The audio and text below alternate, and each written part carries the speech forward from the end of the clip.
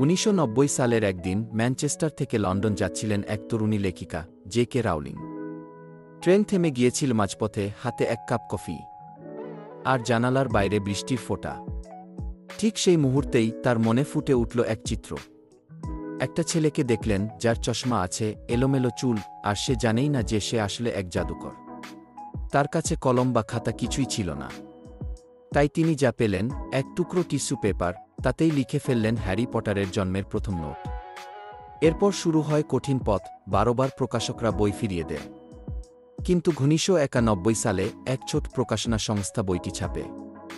আর সেখান থেকেই শুরু হয় এক জাদুকরী ইতিহাস। আজ হ্যারি পটার সিরিজ বিক্রি হয়েছে ৫০০ মিলিয়নের বেশি কপি, আর সবকিছু শুরু হয়েছিল এক কাপ কফি, এক ট্রেনযাত্রা, আর এক স্বপ্ন থেকে। এইরকম আরও অনুপ্রেরণাদায়ক গল্প জানতে লাইক করুন, শেয়ার করুন আর সাবস্ক্রাইব করুন ইকো কথা চ্যানেলকে।